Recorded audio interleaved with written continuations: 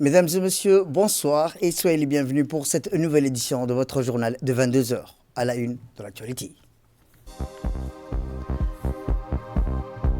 À la une dans l'actualité nationale, direction d'Irba où une cérémonie festive en l'honneur du Her Issa, reconnu comme patrimoine culturel immatériel de l'humanité, s'est tenue. Et enfin, dans l'actualité internationale, au Proche-Orient, la Maison-Blanche estime urgent de prolonger le cessez-le-feu entre le Liban et Israël.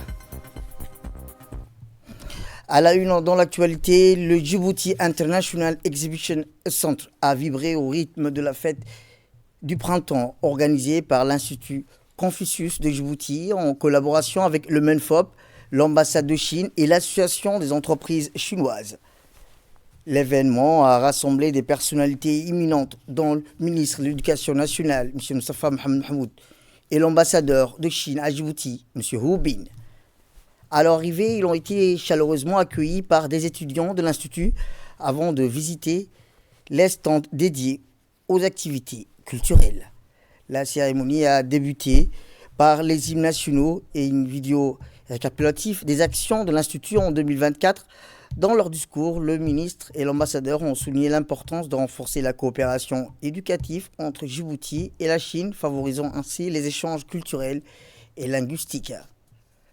Rappelons que sous le signe du serpent de bois, la célébration également inclut la remise des prix pour le concours d'écriture en caractère chinois et la loterie pour les jeunes lycéens.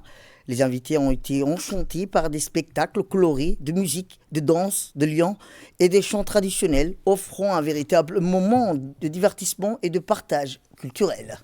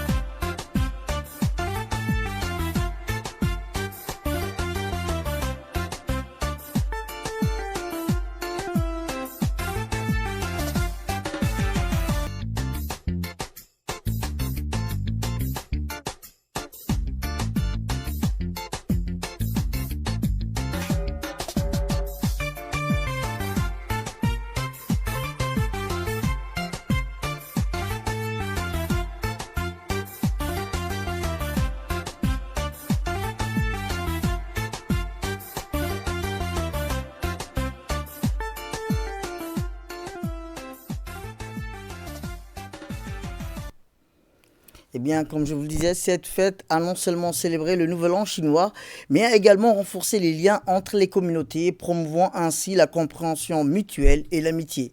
Écoutons l'ambassadeur de Chine à Djibouti, M. Hu Bin. C'est une immense joie pour moi de vous rejoindre pour célébrer la fête de printemps qui marque le commencement de la nouvelle année chinoise.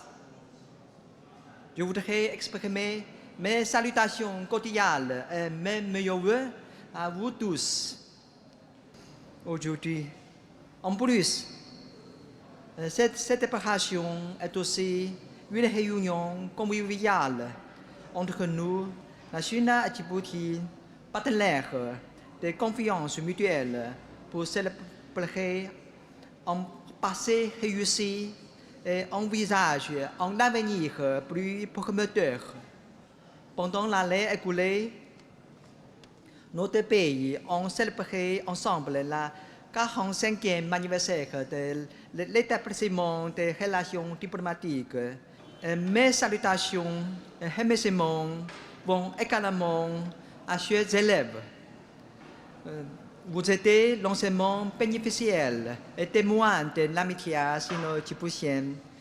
aujourd'hui et aussi des promoteurs et contributeurs de notre amitié dans le futur. Allez, en avenir plus brillante vous attend. Nous vous accompagnerons toujours. Je suis convaincu qu'avec d'autres efforts conjoints, l'Institut Confucius réalisera davantage de progrès. Eh bien, dans son discours, le ministre de l'Éducation nationale a souligné l'importance de renforcer la coopération éducative entre Djibouti et la Chine, favorisant ainsi les échanges culturels et linguistiques. C'est avec une immense joie que nous nous retrouvons aujourd'hui pour célébrer le Nouvel An chinois. Cette année, nous accueillons l'année du serpent, avec ses promesses de renouveau et d'espoir. Le Nouvel An chinois, c'est avant tout un moment de retrouvailles, de partage et de célébration de la culture millénaire chinoise. La fête du printemps est devenue une tradition chez nous, ici à Djibouti, depuis l'installation de l'Institut Confucius de Djibouti en 2022. Cette célébration est l'occasion de nous remémorer l'amitié entre nos deux pays et renforcer le lien qui nous unit. Mais au-delà des festivités, le Nouvel An est aussi un moment de réflexion, un moment pour regarder en arrière et apprécier les progrès accomplis, mais aussi pour regarder vers l'avenir et envisager les défis qui nous attendent. Je voudrais ici exprimer ma fierté quant à l'évolution de l'enseignement du chinois à Djibouti, qui, après des débuts plutôt modestes, seulement enseigné à l'Institut diplomatique du ministère des Affaires étrangères, a pris un essor considérable après son introduction dans notre système éducatif. Seulement en 3 ans, le nombre d'apprenants est passé de 593 élèves à 1746 élèves. Ces chiffres est donc le reflet de la volonté de Djibouti d'établir des liens étroits avec la Chine et d'accéder aux opportunités qu'offre ce grand pays. Mais cet intérêt soulève aussi des défis que nous devons le relever afin de maintenir cette dynamique. Avec nos partenaires éducatifs chinois, nous devons de mettre l'accent sur la qualité des apprentissages et mettre à la disposition des apprenants des ressources éducatives contextualisées et des conditions de travail optimales. Il importe également de poursuivre le développement de l'Institut Confucius en élargissant l'offre d'enseignement du chinois à l'ensemble du pays et de renforcer ses liens avec le marché du travail. L'année du serpent, symbole de sagesse et de maturité, nous invite à cultiver l'harmonie et la solidarité. C'est le moment de renouer des liens, de pardonner les offenses et de tendre la main à ceux qui en ont besoin.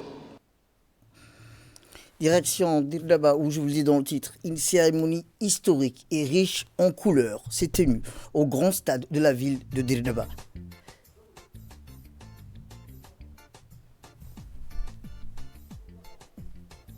Cette cérémonie marquant les festivités du Her Issa, reconnu comme patrimoine immatériel au sein de l'UNESCO, a été symbolique à plus d'un titre. D'abord, elle a réuni des délégations venues des pays de la Corne d'Afrique, notamment de Djibouti, de l'Éthiopie, de la Somalie.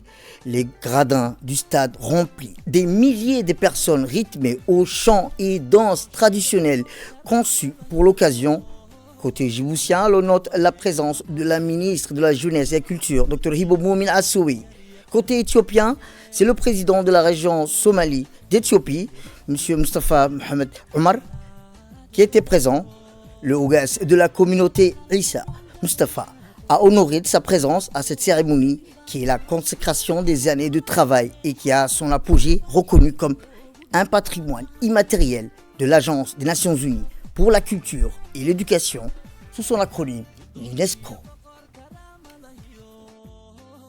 annagu garwadeeno caaqilahiyo guddiyo garyaqa naxeel dheeliyo gendiyo geedjoogi karaado badano bulshada kala guuran gareexaaqoon goban xeerkoodu gebin baan nahay bulshada kala guuran gareexaaqoon goban xeerkoodu gebin baan nahay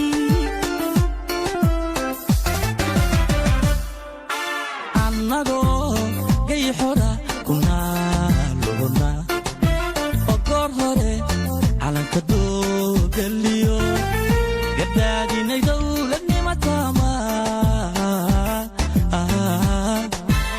hoy haddii gar alle gudey maantana dunida xeerka ciise wada gaadhay la garwaaqsaduu caalam yahay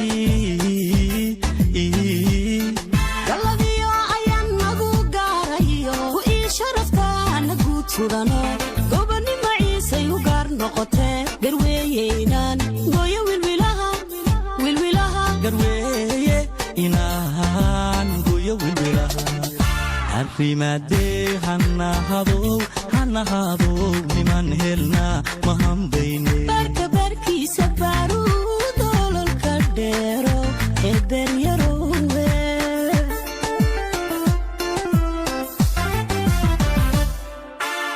annagoo gayxora kunaalona oo goor hore calanka doogaliyo gadaadina dowladnima taama gadaadina dowladnima taama.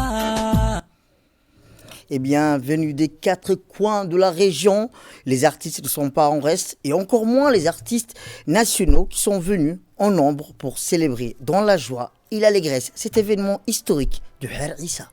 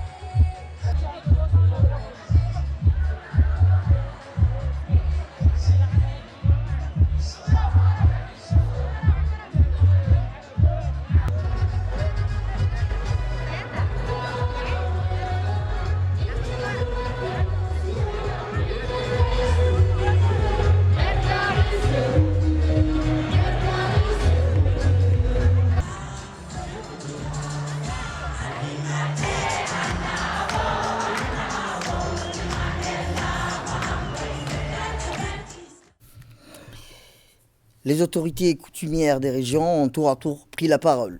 Ils ont, lors de leur intervention respective, félicité la communauté sœur Issa qui ont pris soin de leur héritage culturel en transmettant des générations en génération ce patrimoine culturel. Aujourd'hui, un pas géant vient d'être franchi pour la communauté Issa où leur droit coutumier est reconnu par les Nations Unies comme un bien universel.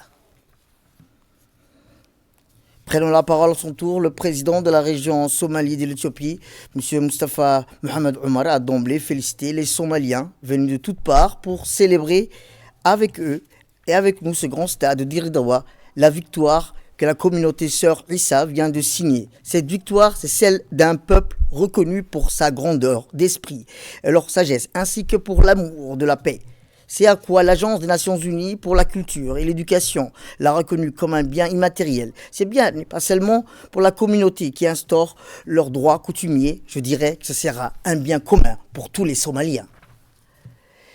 De son côté, la ministre de la Jeunesse et la Culture a adressé ses félicitations les plus chaleureuses à l'égard de toutes les personnes qui ont contribué à l'organisation d'un tel événement. Mohamed Abdelrahman.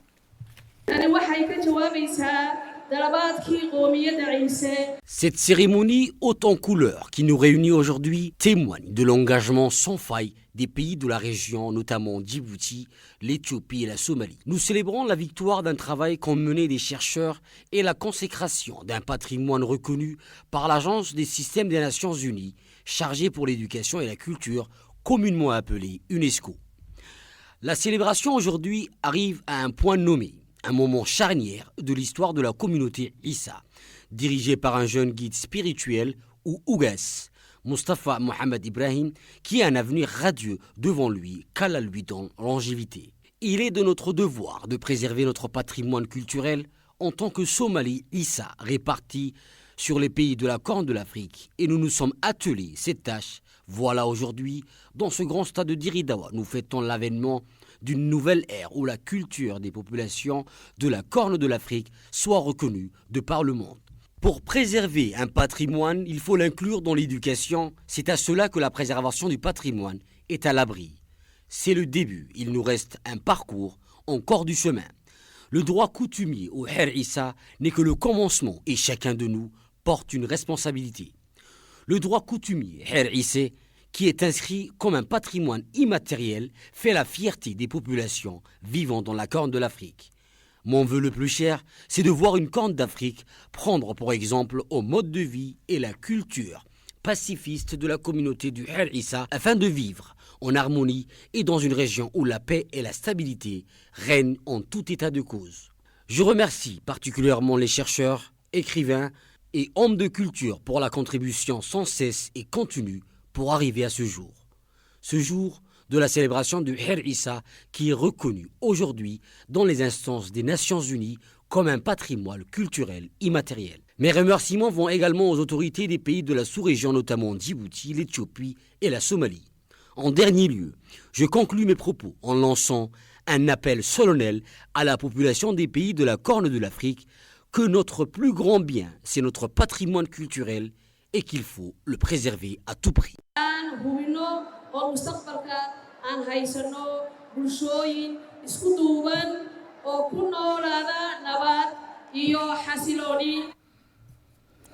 Cette série de discours a été clôturée avec la prise de parole de l'Ogas d'Issa, M. Mustafa Mohamed Ibrahim, des propos pleins de bon sens et d'unité l'on peut décrypter sur cette intervention.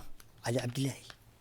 waxaan u mahadnaqayaa cid waloo ka qayb qaadatay xeerkeennii xeer ciise aabbayaashin uga tegeen oo maanta xeer ciise qaatay. Aujourd'hui, à cette cérémonie solennelle et historique, je tiens à remercier toutes les personnes qui ont contribué de près ou de loin à ce que le droit coutumier ou le Her Issa soit reconnu comme un droit coutumier légiféré par l'UNESCO. Je loue également le travail remarquable des hommes et femmes issus des pays comme Djibouti, la Somalie et l'Éthiopie qui ont travaillé sans relâche. Et pour cela, je peux citer entre autres la Fondation City Héritage, politiciens, chercheurs, écrivains, savants ou fins connaisseurs de Her ont tous contribué à ce travail remarquable.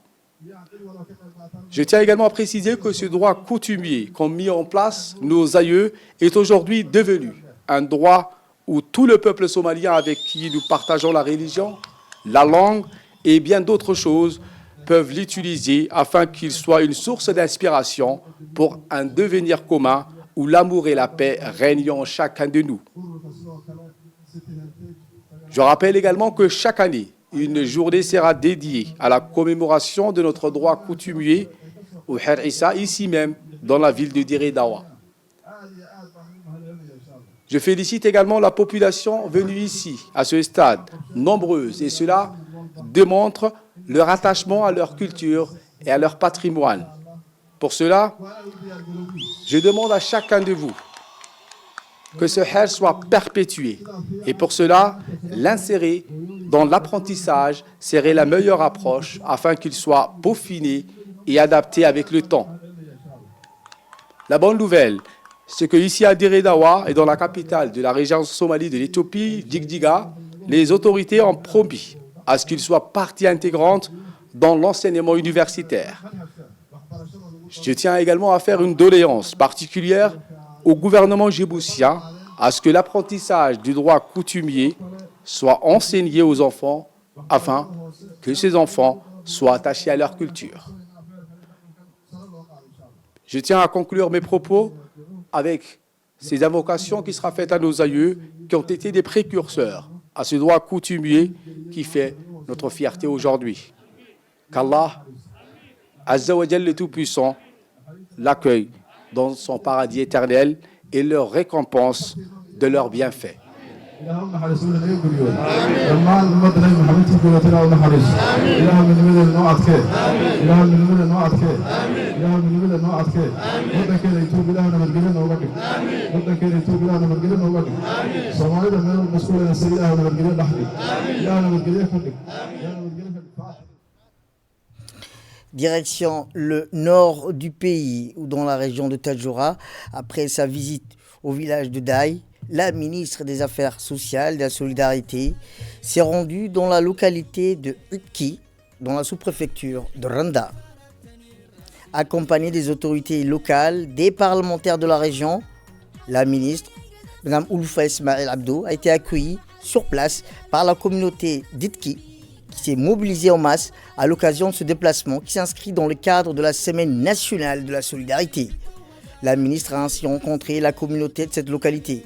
Ce déplacement concrétise la politique de proximité du gouvernement afin de renforcer les liens entre les autorités publiques et les citoyens, en particulier dans les zones rurales où les défis sociaux sont souvent plus marqués. L'objectif principal de cette rencontre était ainsi de permettre à la ministre d'écouter directement les préoccupations des habitants, d'échanger sur leur réalité quotidienne et d'identifier les solutions concrètes aux difficultés qu'ils rencontrent.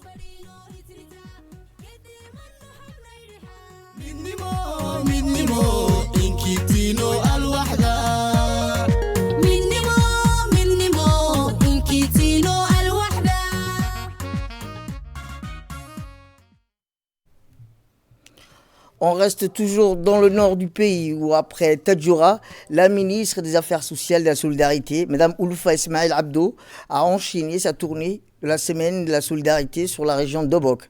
Ainsi, pour cette première journée, la délégation conduite par la ministre s'est rendue à Adgueno, au pied du mont Moussa Ali.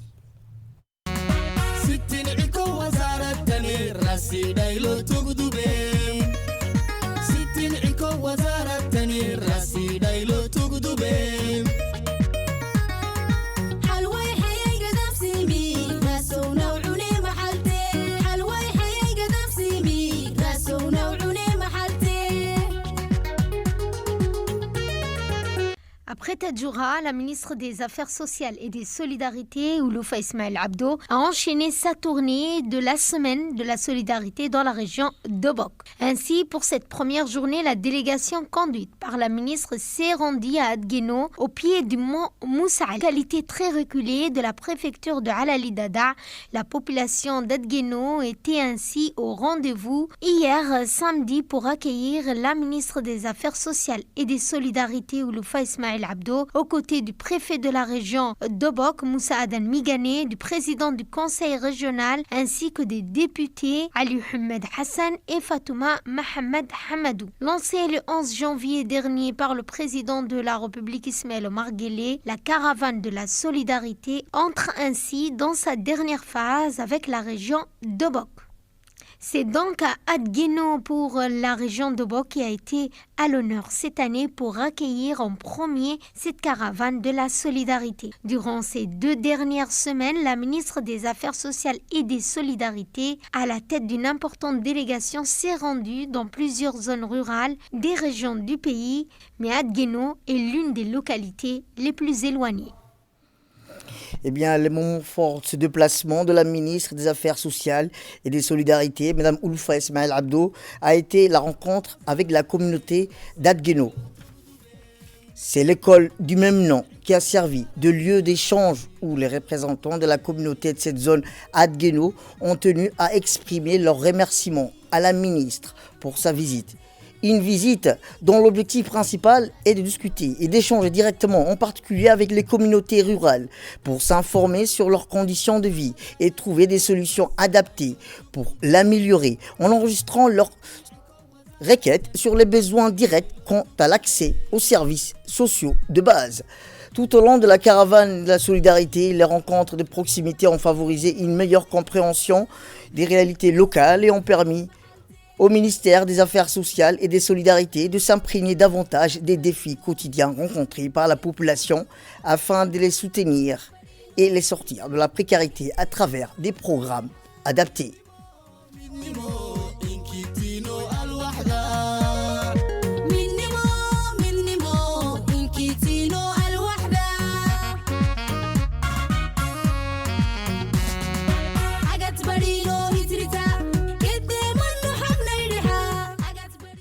Madame la ministre, aujourd'hui, dans le cadre de votre tournée de la Semaine nationale de la solidarité, soyez les bienvenus à Adgueno. Aujourd'hui, votre présence ici montre l'importance que vous donnez pour la population, très éloignée, même si c'est très éloigné. Madame la ministre, nous sommes très reconnaissants de tout ce que vous avez réalisé dans la sous-préfecture de Alaï Dada.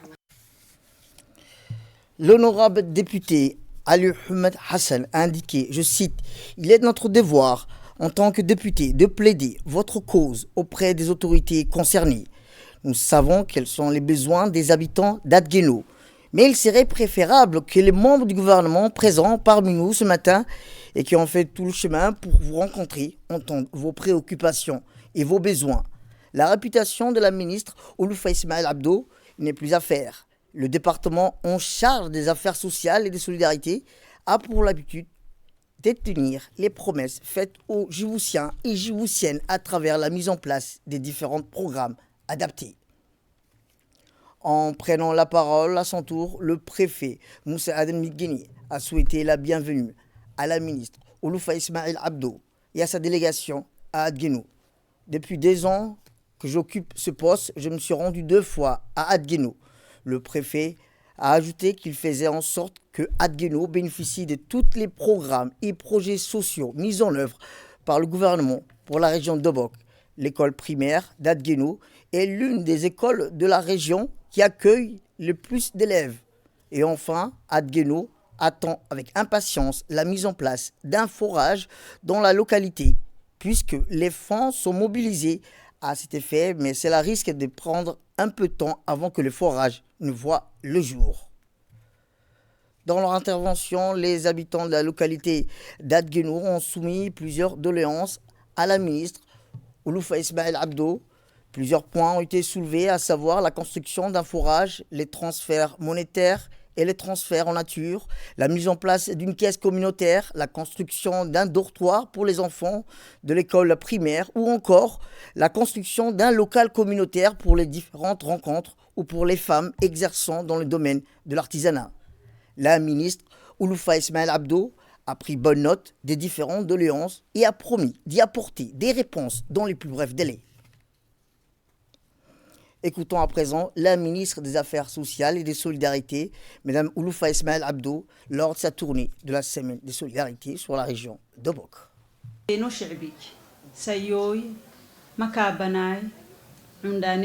Salam alaikum wa rahmatullahi wa barakatuh. Yoke yoluk yemete marah abtin adme garayul kul salega dagaya.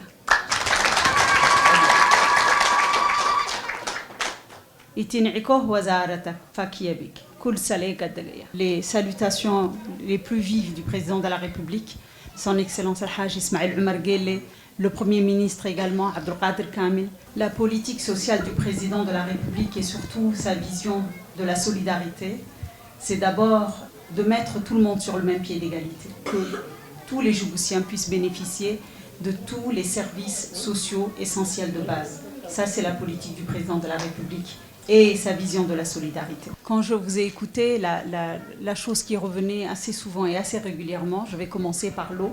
Je vais commencer à peut-être vous annoncer une bonne nouvelle, biiznillah. Il y a un forage qui est prévu dans un projet du ministère de l'Agriculture, à Adgueno même, Inch'Allah. Nous, en tant que ministère des Affaires sociales et des Solidarités, nous nous engageons également, une fois que le forage sera là, de dupliquer justement ce réservoir pour que vous puissiez avoir une réserve d'eau importante et pour vous et pour vos enfants, Inch'Allah. Dans le cadre des projets qui sont gérés par le ministère de la Décentralisation et surtout du Conseil régional d'Obok, le deuxième tronçon à partir de maintenant qu'ils vont commencer à faire, c'est Alaï Dada Dadatu. Ce qui va être une bonne chose pour Adgueno, c'est que désormais nous n'allons pas passer par Tadjoura pour venir à Adgueno, mais nous allons passer directement par Obok pour venir à Adgueno. Bismillah. Également, vous avez parlé d'un local communautaire. Donc, Inch'Allah, Bismillah, nous allons vous construire le local communautaire ici même à Adgueno, Inch'Allah. Pour les femmes, justement, elles font de l'artisanat. Dans ce local communautaire, nous allons le doter également d'un panneau solaire pour que vous puissiez l'utiliser. Nous allons pouvoir amener également des machines de couture. Si elles savent l'utiliser, on va essayer de les former. Et ça, c'est parce que la première dame, Hadja Khadra Mohamed Haïd, nous a toujours demandé que là où nous rencontrons des femmes, c'est de leur dire d'abord, de leur transmettre ses salutations et de connaître également leurs besoins. Bismillah, nous allons faire un dortoir avec des lits, avec des matelas pour les enfants. Aussi, vous avez parlé de l'assistance sociale que nous apportons dans le cadre des transferts monétaires. Ici à Adgueno, 138 ménages bénéficient du transfert monétaire. On ramène les 30 000 francs ici tous les 3 mois par trimestre. Nous allons faire passer le nombre des ménages de 138 bismillah à 200 à Adgueno. C'est de créer également une caisse communautaire. Donc nous allons alimenter cette caisse d'un montant de 1 million de nos francs. Et nous allons également faire des caisses d'épargne et de crédit parce qu'il y a des femmes qui font de l'artisanat. Nous allons créer à Adgueno 2 caisses, chacune d'un montant de 1 800 000. Une caisse également sera créée à Dadatou bismillah. On reste toujours dans le nord du pays ou toujours dans la région d'Obok, une importante cérémonie d'inauguration du parc de loisirs et des aires de jeu par la ministre des Affaires sociales et des Solidarités, Mme Ouloufa Ismaël Abdo. Les autorités de la région d'Obok, des parlementaires et des élus locaux et des représentants de la société civile ont pris part à cette importante cérémonie d'inauguration. Plus tôt dans la journée, la ministre a procédé à 2 autres inaugurations, celle de la réhabilitation de la garderie communautaire de Fantahiro, d'une nouvelle galerie marchande.